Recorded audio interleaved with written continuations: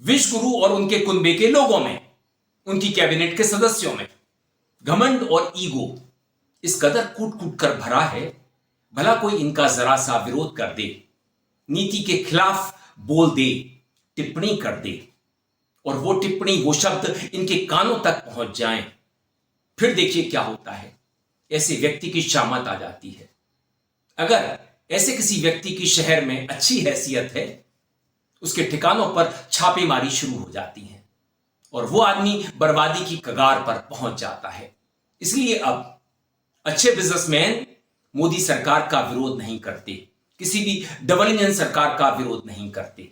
बात तो ये लोग हिंदू संस्कृति की करते हैं, परंपराओं की करते हैं, प्रभु श्री राम की करते हैं और कहते हैं हम वो हैं जो श्री राम को लाए हैं। आज हमारे राम आ गए हैं।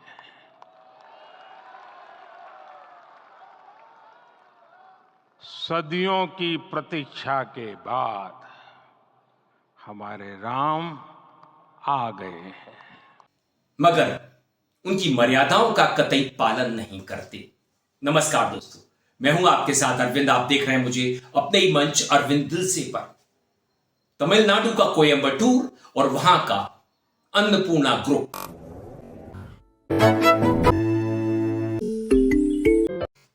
जिनकी वहां पर एक मशहूर अन्नपूर्णा स्वीट्स के नाम से दुकान भी है, होटल्स हैं, रेस्टोरेंट्स हैं और वो वहां की एसोसिएशन के अध्यक्ष भी हैं। किसी मन से उनसे जरा सी गलती हो जाती है, वो जीएसटी का विरोध कर देते हैं, जीएसटी को सिंप्लीफाई करने की कहते हैं और दलील ये देते हैं कि किसी चीज पर 5% टैक्स है, मान लीजिए बंद पर, पाव पर 5% टैक्स है और क्रीम पर 18% टैक्स है। अगर कोई ग्राहक हमसे बंद या पाव के अंदर क्रीम मांगता है, हम बिल कैसे बनाएंगे? और पहले से राहुल गांधी जीएसटी का विरोध करते रहे हैं। तमाम व्यवसायी, देश के करोड़ों व्यवसायी जानते हैं कि जीएसटी जो सिस्टम है वो एक कॉम्प्लिकेटेड सिस्टम है और जो बात जीएसटी के लिए कही जाती थी कि मोदी सरकार एक ऐसा टैक्स सिस्टम लेकर के आएगी जो बड़ा ही सरल होगा और उसमें स्लैब भी कम से कम होंगे, 1 या 2 स्लैब होंगे। आज जीएसटी में शायद 4 या 5 स्लैब हैं, 28% तक जीएसटी चार्ज किया जाता है। छोटी से बड़ी चीज पर जीएसटी लगा दिया गया है और इस सिस्टम में जो कमियां और खामियां हैं उन्हें दूर नहीं किया गया है। जीएसटी को आए वर्षों हो गए, मगर अभी तक जीएसटी एक ऐसा सिस्टम नहीं बन सका है जिसे हम आसानी से समझ सकें, जिसमें स्लैब्स कम से कम हों और दरें भी कम से कम हों। जो गलती अन्नपूर्णा स्वीट्स के स्वामी करते हैं, उसके बाद उन्हें वित्त मंत्री से माफी मांगनी पड़ जाती है। केंद्रीय वित्त मंत्री निर्मला सीतारमण से झुककर माफी मांग रहा ये शख्स कोई आम शख्स नहीं है। तमिलनाडु के एक प्रसिद्ध restaurant chain Shri Annapurna hotel के मालिक श्रीनिवासन हैं। देखते ही देखते ये वीडियो सोशल मीडिया पर वायरल हो गया, जिसको लेकर कांग्रेस हमलावर हो गई है।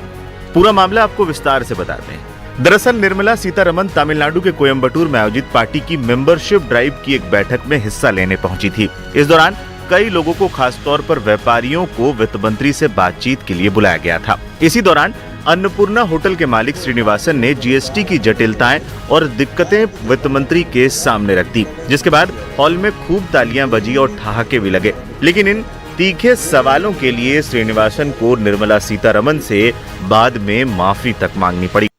देखिए, एक व्यक्ति अपने शहर में बिजनेस को कितनी मेहनत करके जमाता है और उसकी क्रेडिबिलिटी वर्षों में बनती है, मगर वित्त मंत्री का ईगो देखिए, वो उस बिजनेस के स्वामी से माफी मंगवा करके दम लेती हैं। दोस्तों, हमारे देश में अब लोकतंत्र बचा नहीं है और जो व्यापारी हैं, व्यवसायी हैं, उद्योगपति हैं, उनका मान सम्मान भी अब चकनाचूर हो चुका है। वो अपनी शिकायत कहां लेकर के जाएं, किससे शिकायत करें? अगर निर्मला सीतारमण को या मोदी के किसी मिनिस्टर को भनक लग जाएगी तो उसे नाक रगड़नी पड़ेगी। जिस व्यवसायी ने, जिस उद्योगपति ने वर्षों में अपनी साख बनाई हो, खून पसीना एक किया हो, उसके बाद किसी नीति का विरोध करने पर, जीएसटी का विरोध करने पर, उसे सिंप्लीफाई करने की बात कहने पर माफी मांगनी पड़ जाए, तो दोस्तों ये भारत अब बचा नहीं है। हम अब गुलामों की तरह रह रहे हैं, मोदी सरकार के गुलाम। एक दौर में हम अंग्रेजों के गुलाम हुआ करते थे। और जो लोग इमरजेंसी की बात किया करते हैं, जो 50 साल पहले हमारी प्रधानमंत्री स्वर्गीय श्रीमती इंदिरा गांधी जी ने लगाई थी, वो 2 वर्ष के लिए थी। और अब हम 10 साल की अघोषित इमरजेंसी काट चुके हैं, 11वें साल में प्रवेश कर चुके हैं।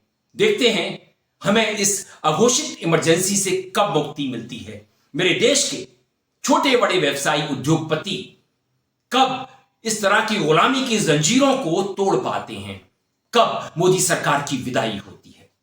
दोस्तों वीडियो पसंद आए तो आप इसे लाइक कीजिए, दोस्तों साथियों में खूब शेयर कीजिए, चैनल को सब्सक्राइब भी कर दीजिए, बेल आइकन का घंटी जैसा बटन जरूर दबाइए, जिससे कि आने वाले वीडियो की आपको नोटिफिकेशन मिल सके।